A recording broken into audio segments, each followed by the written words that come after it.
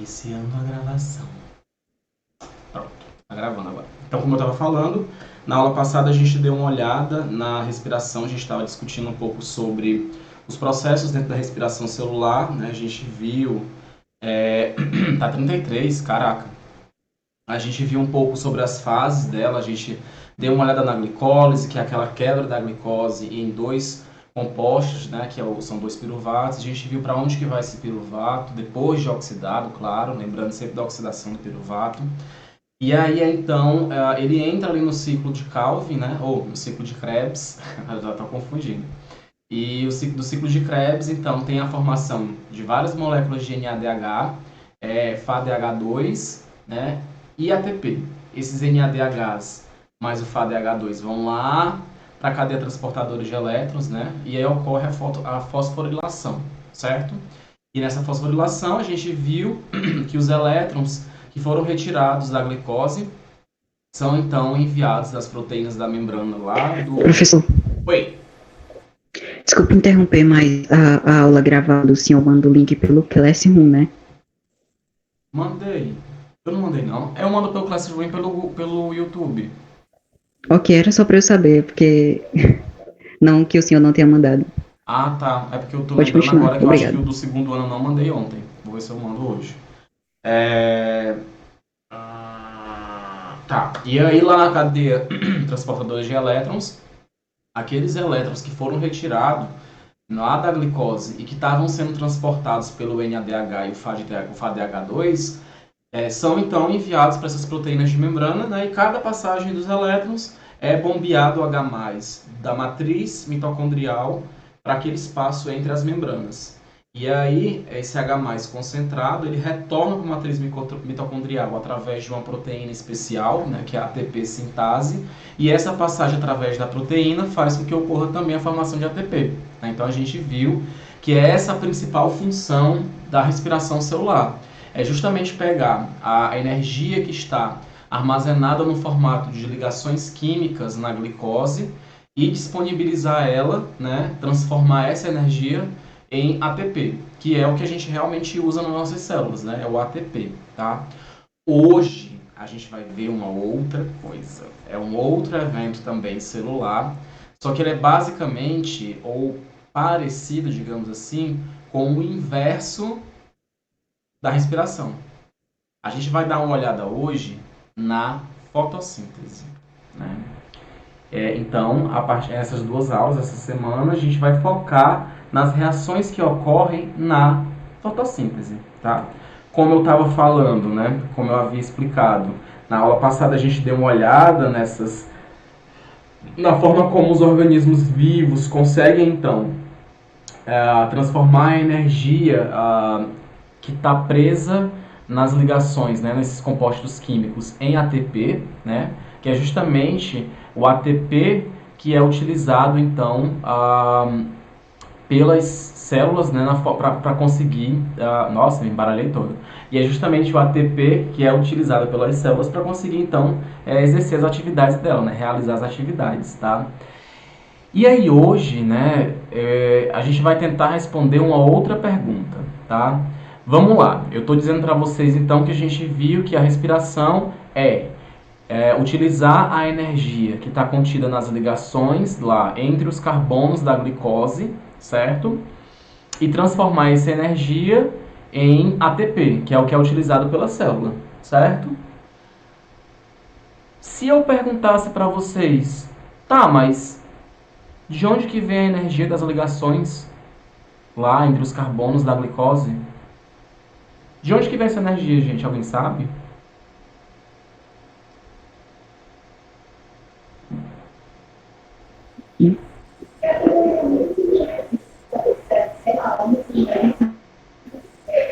Da própria célula? Não sei. Não. Então vamos ficar com essa... Vamos ficar... Vem da fotossíntese, mas mais especificamente de onde? Vamos ficar com essa pergunta na cabeça e daqui a pouco a gente faz ela de novo e a gente responde ela, tá? O que é importante saber agora? Né? Agora é importante saber que a forma como a gente consegue essa energia, a forma como a gente consegue esse alimento, ela pode ser diferente nos organismos vivos, né? Por isso que a gente pode dividir os organismos vivos em dois grandes grupos. Um grupo formado pelos seres autotróficos e um grupo formado pelos seres heterotróficos. Alguém já viu esses termos? Autotrófico e heterotrófico? Sim. Pronto. Auto é de próprio. Então, autotrófico, eu mesmo consigo produzir o meu alimento. Tá? Heterotrófico quer dizer de diferente. Eu não consigo produzir meu alimento. Eu preciso de uma outra fonte, né? E aí uma cadeia ecológica, né? Uma teia alimentar, uma cadeia ecológica, a gente sabe então que os vegetais, eles são os produtores, porque eles são justamente seres autotróficos. E eu ainda falo mais especificamente, eles são seres fotoautotróficos, porque eles conseguem produzir o alimento através da luz solar, tá? Todos os demais, ó, aqui o grilo, o sapo, a cobra, o gavião, são seres heterotróficos. Eles consomem o alimento, eles conseguem a energia através da energia que é consumida pela cobra do sapo, que o sapo consome do grilo e que o grilo consome da planta. No final, quem foi que produziu? A planta. A planta. Então, a planta, ela é o produtor. Os demais são os consumidores, que podem ser primário, secundário, terciário, quaternário. Mas eu vou deixar essas interações ecológicas para o terceiro ano. Hoje, o que a gente tem que focar é que as plantas, elas são seres produtores. Elas são organismos fotoautotróficos, porque elas conseguem produzir o alimento. E aí vem a pergunta, de onde é mesmo que elas tiram o alimento? De onde é mesmo que elas tiram a energia? Da luz solar. Da luz solar. Então, aquela energia que a gente está vendo, que está lá na respiração, nas cadeias, né, nas ligações entre os carbonos da glicose, essa energia que está ali, ela veio de um lugar, ela veio da luz solar.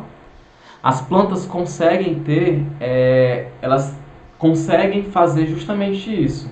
Elas conseguem pegar a energia que está na luz solar, transformar ela em energia química, armazenando essa energia nas ligações entre os carbonos. Então, essa é a primeira informação que a gente precisa, né, saber.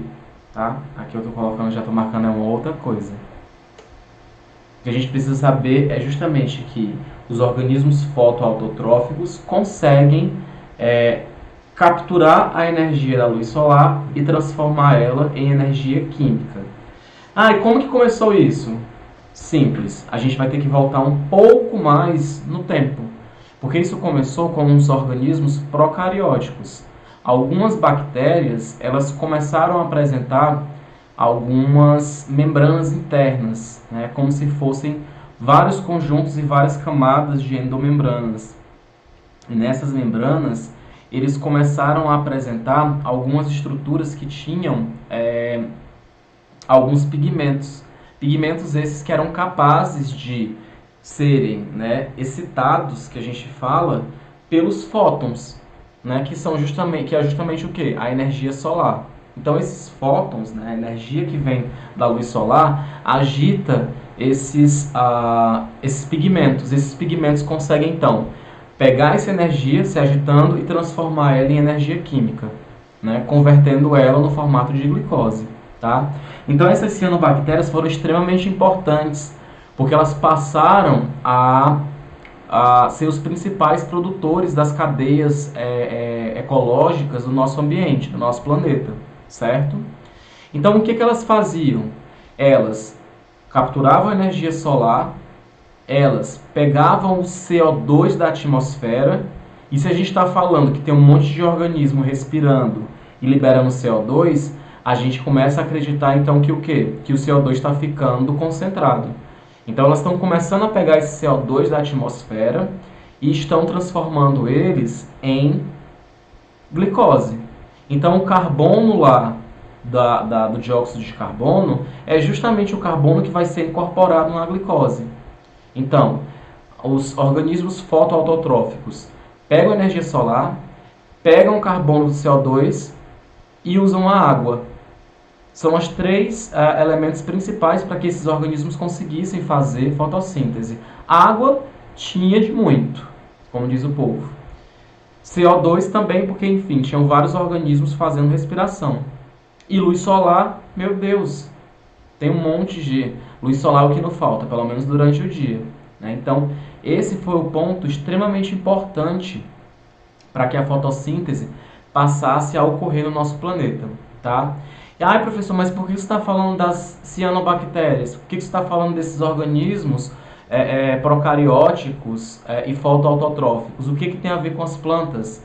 Gente, tem tudo a ver. Tem tudo a ver com as plantas. Porque foram justamente cianobactérias que evoluíram para dar origem aos cloroplastos. E a gente já viu isso, não viu não? Na nossa aula sobre as organelas. Alguém lembra? Sim, um pouco. Então, foi justamente ali, naquele momento em que estava ocorrendo a evolução das células eucarióticas, que a gente tem aquela célula meio que pré-eucariótica, tá? Ela está começando a sofrer aquelas invaginações, né, que vão dar origem ao envoltório nuclear, né, aquelas invaginações que vão dar origem àquele sistema de organelas membranares, né, aquele sistema interno de membranas. E nesse mesmo momento entra então uma bactéria, certo? Uma bactéria que poderia ser uma bactéria heterotrófica, e aí ela deu origem à mitocôndria, que é o que a gente já sabe que é a organela que a gente já sabe que faz a respiração celular. E num outro momento, vou mandar os slides sim, Luísa. E num outro momento, entra uma outra célula procariótica. Só que agora uma célula procariótica fotossintetizante, uma cianobactéria. E aí essa cianobactéria, quando entra agora na célula, ela passa por um processo de endossimbiose. Ela começa a depender da célula e a célula começa a depender dela. Então eles estão agora num processo de endossimbiose. E aí é nesse exato momento que a gente tem o surgimento do cloroplasto. Então, na verdade, um cloroplasto é uma cianobactéria que lá no passado entrou naquela célula eucariótica em evolução. Todo mundo consegue entender isso bem? Eu entendi, professor. O senhor pode repetir? Posso. Mais ou menos. Posso repetir. Deixa eu ver se eu tenho uma imagem aqui. Não tenho. Mas eu tenho uma imagem em um outro lugar. Eu acho que não. Tem algum slide de vocês que eu fiz, aquele slide sobre as organelas, que se eu não esteja enganado tem. Quer ver? Deixa eu procurar aqui. Tem uma imagem nele justamente sobre isso.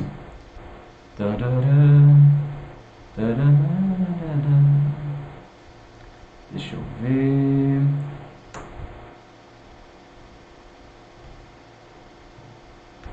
Tenho quase certeza que... tá aqui. Sabia. Pronto, tá aparecendo. Olha aqui essa imagem. Essa imagem é justamente uma imagem que mostra o início da evolução das células eucarióticas. Então eu tinha aqui no início uma célula procariótica ancestral. Olha, não tem núcleo, não tem sistemas de endomembranas. E ela começa a sofrer um evento de invaginações da membrana dela. A membrana dela começa a entrar e ela envolve o material genético, dando origem ao envoltório nuclear, né, ali no núcleo, e outras bolsas membranares que ficaram presas no citoplasma vão dar origem às organelas membranares internas. Lembram lá? Em seguida, né, em um outro momento da evolução, o que aconteceu? Entrou uma bactéria heterotrófica, uma bactéria que consegue quebrar moléculas orgânicas e transformar elas em ATP. Quando ela entra nessa célula, ela começa a a entrar numa relação, né, de dependência, onde a bactéria tem a vantagem de estar sendo protegida pela célula e a célula tem a vantagem de ter o ATP produzido por essa bactéria. Então, é uma relação de mutualidade, né, onde uma está ajudando a outra. Só que chega a ser tão forte que elas não conseguem mais sobreviver uma sem a outra. Por isso que a gente fala que é uma simbiose. Simbiose é quando esses dois organismos passam a depender obrigatoriamente um do outro, certo? E aqui estaria originado o quê? A mitocôndria, que é justamente aquela organela lá que a gente viu que faz a respiração celular, que pega lá a matéria orgânica como a glicose e quebra ela dando origem a ATP, certo? Em uma linhagem das células eucarióticas, ela permaneceu dessa forma, né, com a mitocôndria lá, bonitinha. Só que uma outra linhagem, paralela a essa linhagem aqui, o que acontece com ela? Entra uma outra bactéria. Entra uma segunda... Mas se perguntar por chamada... Entra uma segunda bactéria. Só que agora entra uma cianobactéria. Uma bactéria que tem a capacidade de produzir essa matéria orgânica. Ela tem a capacidade de pegar a energia solar, transformar ela em energia química, armazenando ela em ligações entre carbono lá na glicose. Quando ela entra nessa célula, olha o que é que eu tenho aqui nessa célula agora. Eu tenho uma organela que tem a capacidade de pegar a energia solar e transformar em glicose, em armazenar essa energia no formato de glicose, e tenho ao mesmo tempo uma organela que é capaz de pegar a glicose e quebrar ela no formato de ATP. Perfeito! Então eu tenho agora aqui a origem de uma célula fotossintetizante. E qual é a estrutura responsável pela fotossíntese nas células eucarióticas? Qual é, gente? Da energia à célula. Qual é a organela responsável pela fotossíntese? Justamente. Cloroplastos. Os cloroplastos. Então eu tenho aqui a origem do cloroplasto. O cloroplasto, na verdade, é o quê? Uma bactéria, uma cianobactéria que lá no passado acabou entrando na célula e foi se modificando. Ela não consegue mais ter vida livre. Ela só consegue sobreviver agora dentro da célula. Deu para entender agora? Sim, professor. Acho que ia ser do João Paulo, tinha perguntado. Sim. Quem foi que perguntou? Foi o João, não foi? Foi tu, João, que pediu para eu repetir? Isso foi eu, deu para compreender. Pronto, beleza. Só queria ter essa certeza para poder a gente passar adiante. O que é importante que vocês saibam essa origem. Engraçado porque eu estou falando sobre isso também com os meninos dos segundos anos, porque a gente terminou agora, na verdade terminou não, a gente está vendo agora a parte de organismos eucarióticos fotossintetizantes. A gente viu as algas, estamos entrando agora nas plantas terrestres. E é importante porque é justamente a origem do cloroplasto que ajuda a entender uma das linhagens dos organismos eucarióticos fotossintetizantes. Enfim, então vamos... Professor, pode repetir o papel do cloroplastos? O papel do cloroplasto é fazer fotossíntese. É basicamente isso. Ai, professor, só isso? Não. Ok. Não é só isso. É o principal. Basicamente, todos os cloroplastos que você encontrar, a maioria deles vão ter essa função. Mas tem alguns plastídeos, né, que vão ter outra função. E aí eles não vão ser mais chamados de cloroplastos. Eles vão ser chamados de outra coisa. Você pode ter um amiloplasto, você pode ter um leucoplasto, mas isso aí eu não quero que vocês fiquem queimando o neurônio com isso, porque é uma informação mais específica. Mas só para vocês saberem, terem essa ciência de que existem, além do cloroplasto, existem outros tipos de plastídio. Por exemplo, o amiloplasto, a função dele é armazenar amido. E é justamente o que a gente encontra na batata inglesa. Quando a gente pega uma batata inglesa e corta ela e olha no microscópio, a gente consegue observar células vegetais cheias de amiloplasto com um monte de amido dentro. Tá? Então assim, mas qual é a função do cloroplasto? Fazer fotossíntese. Tá? E é justamente, né, essa estrutura, né, os cloroplastos, que vão ser tão importantes para esse processo da fotossíntese, tá? E aí é nele onde a gente vai ter todas as reações da fotossíntese ocorrendo. Diferente da respiração celular, onde a glicólise ocorria no citoplasma e só as outras etapas que ocorriam dentro da mitocôndria, aqui não. Aqui a fotossíntese, do começo ao fim, ela vai ocorrer dentro dos cloroplastos, tá? Todas as partes verdes de uma planta, gente, elas vão possuir cloroplastos, né? Porém, né, as folhas são as estruturas que sofreram modificações no decorrer da evolução das plantas e que passaram a ser as principais estruturas responsáveis pela fotossíntese. Então, é nas folhas que a gente vai encontrar a maior concentração de cloroplastos, certo? E aí, quando eu pego aqui, ó, uma folha, quando eu faço um corte nela, olha o que é que eu vejo. Eu vejo que ela tem uma camada de célula aqui externa, tá? Que é a epiderme dela, ó, aqui. E dentro dela eu tenho essa camada de células mais esponjosas, elas ficam mais separadas, com formato mais aleatório. Isso aqui é o que a gente chama de mesofilo. E é justamente no mesofilo onde vão ter células que vão apresentar um maior número de cloroplastos, tá? Para vocês terem ideia, gente, tem células de mesofilo que pode ter de 30 a 40 cloroplastos em uma única célula, tá? Em uma única célulazinha. Outra característica importante das células também, das folhas também. A gente viu que para que ocorra a fotossíntese é importante ter CO2. Né? Eu falei para vocês que o carbono da glicose vem justamente do carbono do dióxido de carbono, né? Lá do CO2. Então, para que a célula consiga fazer fotossíntese, ela precisa ter o quê? CO2. Mas de onde é que vem esse CO2, gente? De onde é que vocês acham que ele vem?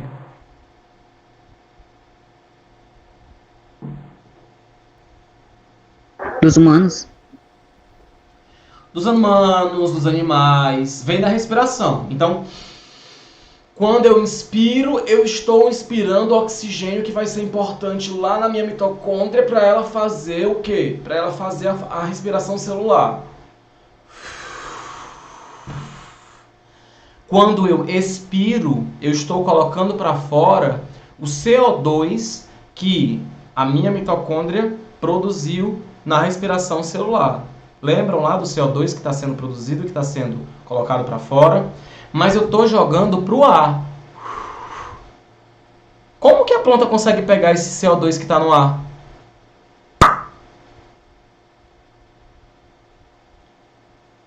Fotossíntese? A fotossíntese só ocorre se esse CO2 estiver lá na célula. Mas como que a planta consegue pegar esse CO2 e fazer com que ele chegue lá na célula? Respiração celular?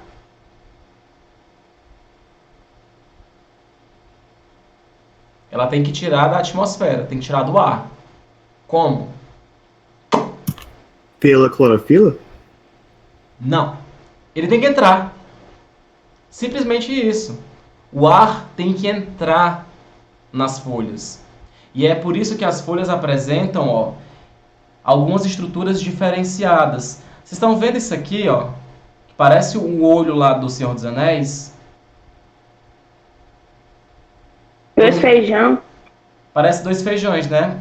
Sabe o que é isso aqui? São duas células especializadas. Elas ficam assim, ó, parecendo esses dois feijõezinhos. Quando a célula precisa fazer a planta precisa fazer fotossíntese e precisa absorver CO2, o que esses feijõezinhos fazem? Eles se abrem. Quando eles se abrem, entra ar atmosférico aqui dentro. E junto com ele vai entrar o CO2. E aí quando ele entra aqui, o CO2 ele começa a ficar aqui, ó, difuso no mesofilo. Por isso que as células do... Oi. Como é o nome desses feijões aí? Estômato. Ok. Certo? Então é essa a grande importância dos estômatos. Os estômatos eles vão ser importantes para as trocas gasosas entre os tecidos vegetais e a atmosfera. Então, quando ele está aberto, ele possibilita que o CO2 da atmosfera entre, ao mesmo tempo que o oxigênio que a planta está produzindo com a fotossíntese e o vapor de água possa sair. Certo? Porque a fotossíntese também, porque para que a fotossíntese ocorra, ela precisa de água. Só que a água vem de onde? Lá da raiz. Para ela conseguir subir da raiz, ela precisa sair aqui em cima. Quando ela sai pelos cloroplastos, forma uma coluna de água, que vai puxando água lá do solo. Então, ó, a água vai subindo, vai subindo, vai subindo. Uma parte vai sendo perdida no formato de vapor pelos estômatos, e a outra parte vai sendo utilizada pelas células para poder fazer a fotossíntese, certo? Inclusive, gente, essa perda de água através do vapor é importantíssimo para as plantas. Por quê? Porque imagina uma folha que está ali naquele sol de meio-dia com 33 graus Celsius. O que vocês acham que acontece com ela? Ela esquenta ou ela não esquenta? Esquenta. Esquenta e não é pouco, não. Imagina tu ficar lá o dia todo, em pé, a tua vida inteira, no meio do sol quente. Esquenta e não é pouco, não. E é justamente esse vapor de água que sai pelos estômatos que esfria ela. Então é uma forma que as plantas encontraram. Funciona como suor, né, professor? Funciona justamente como um suor. Justamente, funciona como um suor. Né? A água que está ali nas folhas absorve esse calor, né, que tá chegando para a folha, evapora e sai no formato de vapor. Então, tem a importância de resfriar a planta e tem a importância de formar uma coluna d'água, puxando a água lá do solo pelas raízes, pelos caules, até chegar nas folhas, que vai ser importante para a fotossíntese e para resfriar elas, tá? E aí o cloroplasto, gente, a gente viu naquela aula também de organelas, que ele tem como característica apresentar duas membranas, lembram? Tem aquela membrana mais externa, que provavelmente se originou da membrana da célula eucariótica lá, que estava englobando, né, essa bactéria, a cianobactéria. E tem a membrana interna, que ela é cheia de reentrâncias. Imagina aí, você tem uma sacola cheia de reentrâncias dela, de invaginações. Parece até com o cloroplasto que eu mostrei para vocês. Lembram aqui da imagem do cloroplasto? Ó? Cheia de membranas dentro, bolsas de membranas. É a mesma coisa, o cloroplasto também ele vai ter várias bolsas membranares internas, tá? Então, essa parte aqui entre a membrana externa e as bolsas de membrana, elas são chamadas de matriz, elas são chamadas de estroma. Matriz é lá no cloroplasto, ou na mitocôndria. Essa região é chamada de estroma, certo? Então, ó... Repete, por favor, professor. Posso repetir. Essa parte aqui, ó. Essa parte que fica entre as bolsas de membrana é chamada de estroma, tá? As bolsas de membrana, ó, cada bolsinha dessa daqui é chamada de tilacoide. Parece uma moeda, estão vendo? Ó? Essa bolsinha aqui que parece uma moeda é chamada de tilacoide. E o conjunto de tilacoides, ó, uma pilha de tilacoides é chamada de grânum, tá? Então, um grânum é uma pilha de tilacoides. Um conjunto de pilhas de tilacoides é chamado de grana, porque no latim essa terminologia com A é o plural, tá? Então, granum é o singular, granum é uma pilha de tilacoides e o plural de granum é grana, que são várias pilhas de tilacoides. Deu para entender? Sim, sim. E olha... Oi. Tá. E olha só onde que legal. É justamente na membrana dos tilacoides que vai estar a clorofila. A clorofila, ela é uma molécula que fica na membrana, certo? Ela é um complexo, na verdade, de moléculas que fica na membrana do tilacoide. Aí, professor, que difícil esse monte de coisa. Gente, tem um pouquinho de informação nova, mas é importante que vocês entendam o que é o grano, tá? O que é o estroma e o interior do grano, que é lá o interior do tilacoide. Por que eu estou falando isso? Porque na fotossíntese também vão ocorrer várias reações diferentes. E essas reações elas vão ocorrer especificamente em locais do cloroplasto. Então, algumas reações vão ocorrer no estroma, outras reações vão ocorrer na membrana dos tilacoides, certo?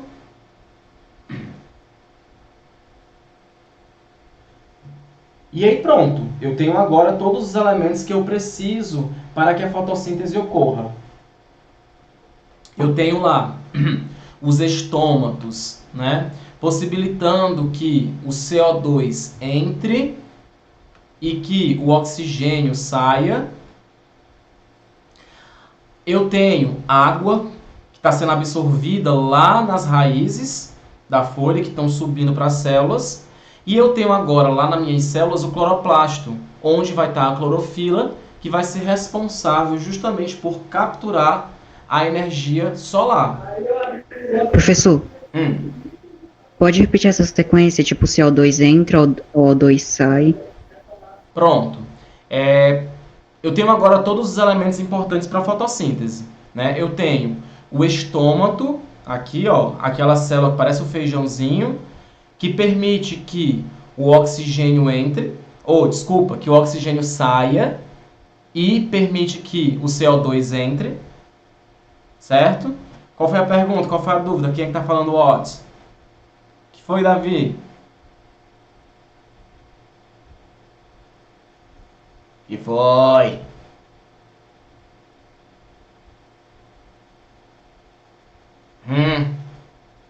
Continuando. Professor, o estômago permite que o oxigênio saia, né? Isso. Permite que o oxigênio saia. Porque na fotossíntese é produzido oxigênio. É produzido glicose e oxigênio. E o que é consumido? CO2, energia solar e água. Tá? Então o estômago permite que o oxigênio saia e permite que o CO2 entre. Certo? Então eu já tenho aí, ó, um dos elementos essenciais para a fotossíntese, o CO2. Segundo, as raízes estão lá embaixo absorvendo água do solo. Por isso que quando a gente coloca água na planta, a gente coloca no substrato, coloca na areia. Porque a raiz tem essa função de absorver a água, certo? Já temos agora um outro elemento importante para a fotossíntese, que é a água. A água entra pelas raízes e o CO2 entra pelos estômatos, né, com o ar atmosférico. E aí, lá nas células do mesofilo, lá no cloroplasto, né, dessas células, lá na membrana dos tilacoides, a gente vai encontrar a clorofila. Clorofila é essa que vai ser importante por absorver a energia luminosa do Sol. Certo? Deu para entender? Sim. Sim. Massa. E aí pronto, eu tenho agora, ó, os 3 principais elementos para que ocorra a fotossíntese. Eu tenho water. Eu tenho carbon dioxide. E eu tenho light energy. Tenho luz solar, de onde ela vai tirar a energia. Tenho dióxido de carbono, de onde ela vai pegar o carbono para fazer a glicose. E água, que também vai ter uma importânciazinha lá, porque é da água que são roubados os elétrons. Por isso que ela produz oxigênio, porque ela quebra a molécula da água e produz oxigênio, que é o que sai. Então, se eu perguntar numa prova... Oi. Pode continuar, depois eu pergunto. Então, se eu perguntar numa provinha, sou aquele, né? Não, perguntar na prova não, porque ninguém estuda pensando em prova, não. Vou parar com essa história. Vamos imaginar que a gente está lá no... lá no carinha do mercadinho. A mãe pediu para eu comprar feijão. Vou lá no mercadinho comprar feijão.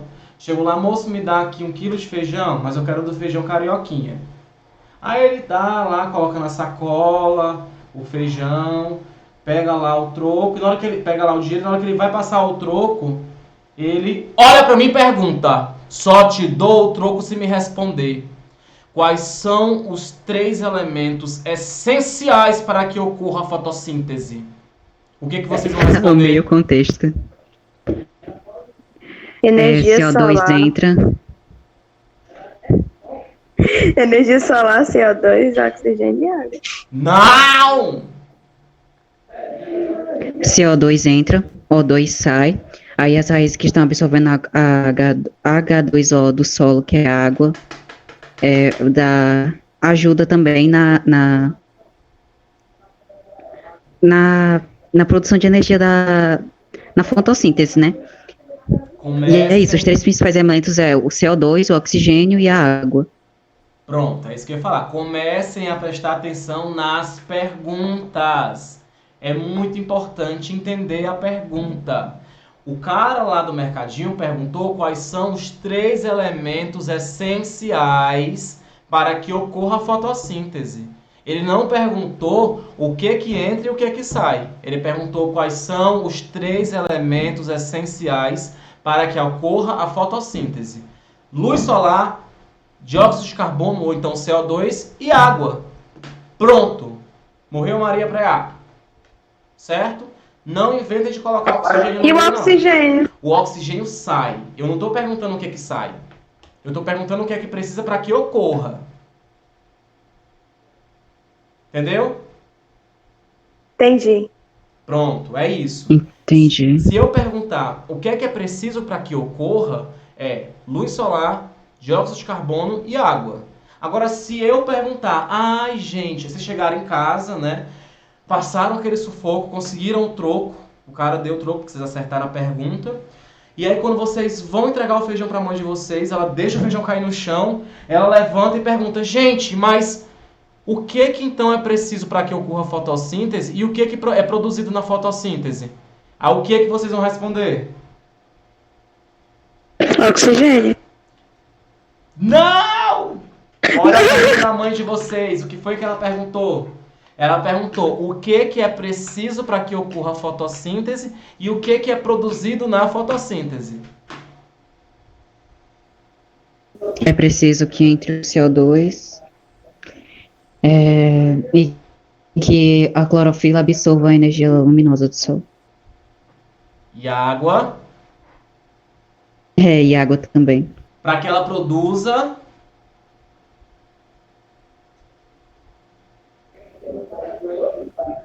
Oxigênio? Oxigênio e... Não é ATP, Daniel. Não é ATP, é quase. Ela até produz ATP, mas ela pega o ATP e transforma ele em quê? O CO2 está entrando para quê? Glicose. Glicose. Certo? Glicose. Por isso que o CO2 é importante.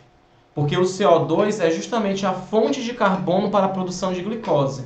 Então, na fotossíntese, quando a mãe de vocês perguntou para vocês quais eram os elementos essenciais e o que era produzido, ela estava querendo que vocês respondessem: mãe, é preciso luz solar, é preciso dióxido de carbono, é preciso água, e mãe, é produzido oxigênio e glicose. Certo? Elas nem transformam substâncias simples em substâncias compostas, meu irmão. Elas conseguem pegar a luz solar e transformar ela em ligações químicas. Mas é certo isso mesmo. Ela pega CO2 e transforma em moléculas orgânicas, porque o CO2 não é orgânico, é inorgânico. Então ela está transformando uma molécula inorgânica, que é o CO2, em molécula orgânica, que é a glicose, e ainda usando a energia da luz solar para que as reações, as ligações entre os carbonos ocorram. Não é muita viagem? Diz se não é muito louco isso, gente. É. E a gente nem se tocava. A gente olha pra coitada da planta, dá vontade de matar, cortar, não estão nem aí. Ninguém nem imagina que toda a vida do nosso planeta depende delas. Porque qualquer energia que entre na cadeia alimentar, na teia alimentar, ela veio de alguma forma da luz solar através das plantas, através dos produtores. Ai, professor, não, que eu não como grama, eu sou carnívoro, eu como é boi, eu como é vaca, eu como é galinha, eu como é isso. Como é que a planta está influenciando na minha vida? Mas vocês acham que a vaca e a galinha, ela conseguiu energia para elas de onde? O que elas comem? Vegetais, plantas. Plantas. Galinha come milho, planta. Vaca come grama, planta. Então a energia que eu estou conseguindo absorver da vaca, na verdade, foi a energia que veio da grama e do milho, que foi absorvido pela planta lá da luz solar. Se eu tiro dessa cadeia os produtores, se eu vou lá e tiro de todo o planeta todos os produtores, todos os seres fotoautotróficos, o que vai acontecer com a cadeia alimentar, gente? Não vai mais existir. Morreu! Não vai mais existir. Não tem como ter fotossíntese, não tem como ter entrada de energia, não tem como ter vida. Então vamos lá. E aqui, né, eu tenho justamente o quê? A equação da fotossíntese. Que é basicamente o que a gente está falando. Tá todo mundo se tremendo já. E ai, lá vem o professor com química. Ai, que saco. Não, gente, é fácil. É o que vocês já estão vendo. Olha aqui. Olha aqui comigo. Na fotossíntese eu tenho como reagentes CO2, água, luz solar. E o que é produzido? Glicose e oxigênio.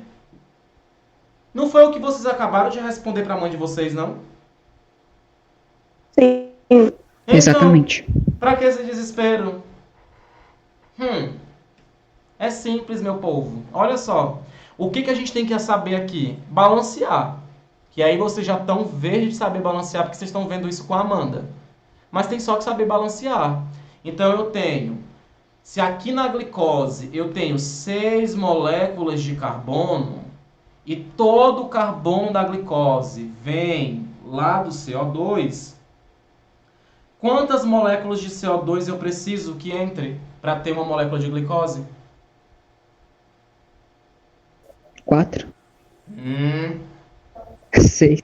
6. Se a glicose tem 6 moléculas de carbono, eu preciso de 6 moléculas de carbono. Se uma molécula de CO2 tem um carbono, eu preciso de 6 moléculas de CO2 para produzir uma molécula de glicose. Certo? Ok. E aí, então, 6 moléculas de CO2 e aqui vão sair 6 moléculas de oxigênio. E eu já vou dar aqui uma pista para vocês, certo? Essa pista é que todo o oxigênio que entra, ele entra da molécula de água, da molécula de H2O. Então, se eu tenho 6 moléculas de O2 saindo, eu vou precisar de 6 moléculas de H2O, certo? Então, eu tenho 6 moléculas de CO2 para 6 moléculas de H2O, mais energia luminosa, de novo, do começo. Eu tenho 6 moléculas de CO2 com 6 moléculas de H2O, mais energia luminosa, dando origem a uma molécula de glicose e 6 moléculas de oxigênio. Que é justamente o que está aqui, ó. Isso aqui, ó, é justamente aquilo que vocês responderam lá pro rapaz do mercadinho. Para que a fotossíntese ocorra de maneira completa e eficiente, é essencial a presença de dióxido de carbono, água e luz solar. Porque esses são os reagentes, certo? E eles vão resultar nesses produtos aqui. Glicose e O2. Alguma dúvida? Não. Ai, vocês estão tão inteligentes. Tô adorando. Isso aqui era uma pergunta que eu tinha feito, mas eu acho que eu não vou mais fazer essa pergunta, porque eu meio que já falei pra vocês.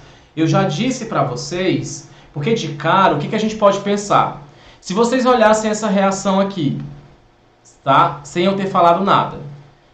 Vocês imaginariam que o oxigênio vem de onde? Esse CO2, esse O2 aqui. Vem da água ou vem do dióxido de carbono? Dióxido de carbono. Bem. Não. Não? Não vem. Chocada? Tá chocada?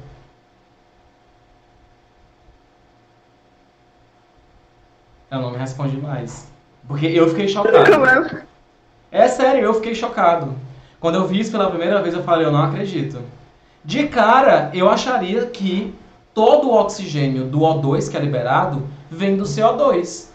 Mas, gente, não é. E olha como é que foi a construção dessa ideia, né?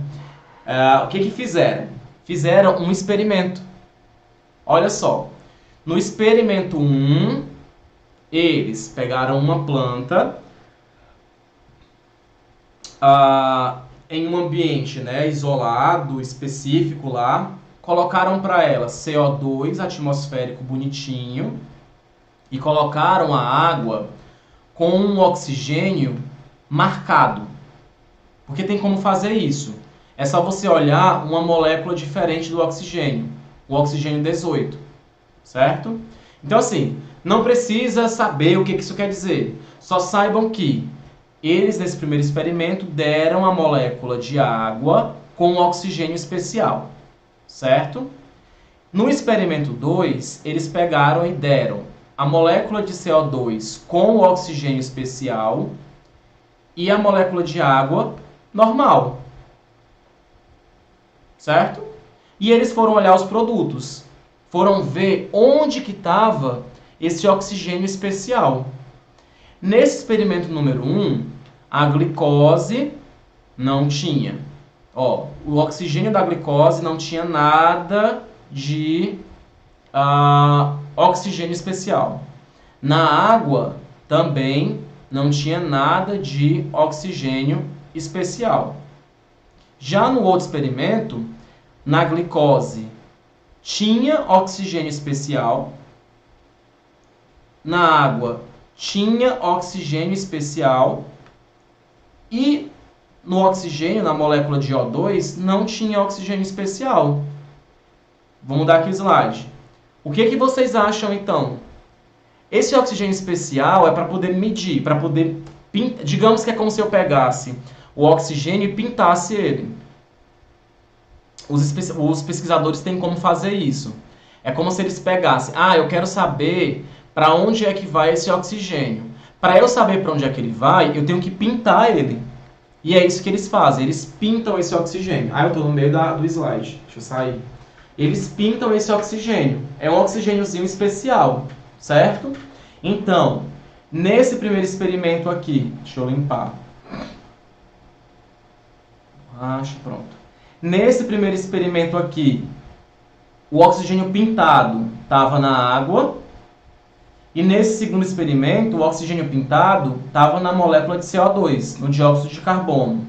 Quando eu vou olhar os resultados, no experimento 1, o único oxigênio pintado que a gente encontra é na molécula de na molécula de oxigênio, no O2. Nesse experimento número 2, o oxigênio pintado está tanto na glicose quanto na água, mas não tem oxigênio pintado no O2. Vou passar. O que isso quer dizer então, gente? Se eu tenho... deixa eu voltar para cá. Se eu tenho o oxigênio, quando o oxigênio pintado é do CO2, o oxigênio que sai no formato de O2 não é pintado. E quando o oxigênio pintado é da água, e o oxigênio que sai pintado é o do O2, de onde é que vem o oxigênio do O2? Da água. Todo mundo conseguiu entender isso? Sim. Ó, Eu sim. o oxigênio pintado tem que vir para cá, porque a única molécula que está saindo com oxigênio... Ai, meu Deus. A única molécula que está saindo com oxigênio pintado é essa daqui. Então, o oxigênio do CO2 vem para a glicose e para a água. Enquanto que nessa outra aqui, onde eu estou colocando o oxigênio pintado no CO2, ele vem para a glicose e depois, ai meu Deus, para a água. Enquanto que o oxigênio que não é pintado está todo vindo para o O2. E foi assim que eles descobriram, meu povo, justamente isso.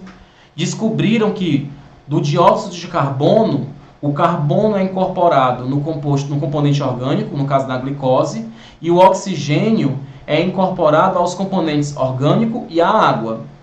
Já da água, o hidrogênio é incorporado nos compostos orgânicos e o oxigênio é liberado no formato da água. Então, na verdade, todo o oxigênio que a gente respira, ele veio da quebra da molécula de água.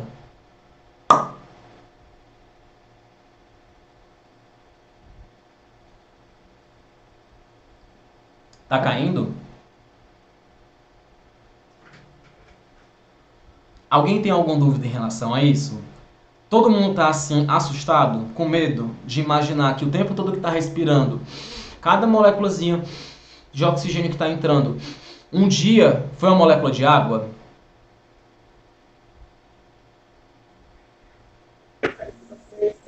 Chocado, professor. Eu fico chocado também. E é justamente, gente, porque a água, o oxigênio que sai da água, ele sai da água através de uma reação, né, de um evento que é chamado de fotólise da água. Todo mundo sabe o que é lise, não é? A gente já viu o que era lise? Lise é...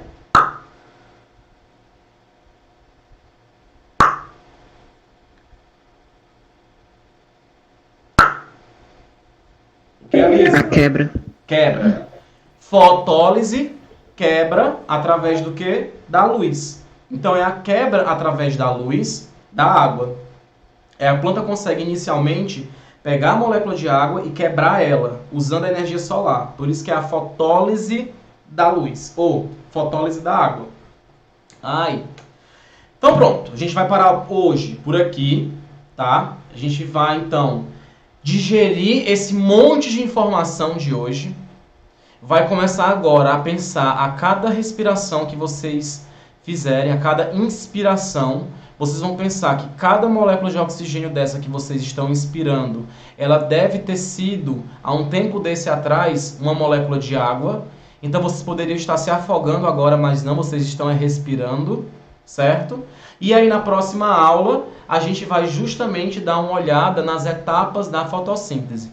Gente, provavelmente eu não vou conseguir fechar essa semana. Então eu estou pensando seriamente em pedir para a coordenação para a gente ter mais uma aula na semana que vem. O que vocês acham? Top. Acho tudo bem, professor.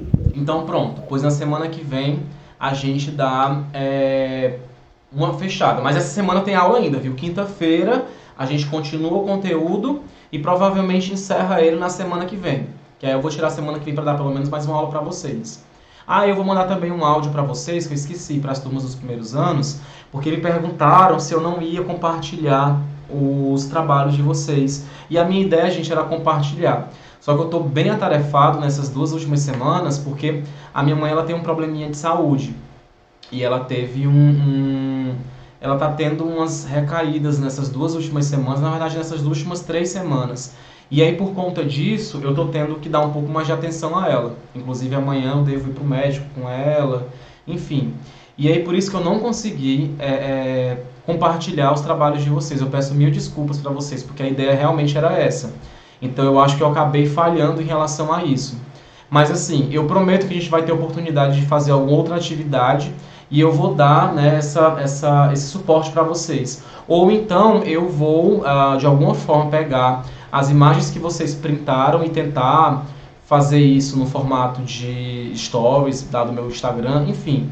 Só que eu vou precisar de um pouquinho mais de tempo para isso, tá? Mas eu peço realmente desculpas por isso, mas é porque realmente tá pegando muito da minha cabeça e do meu tempo. Pois vamos encerrar por aqui. Vou finalizar aqui a gravação. Parando a gravação.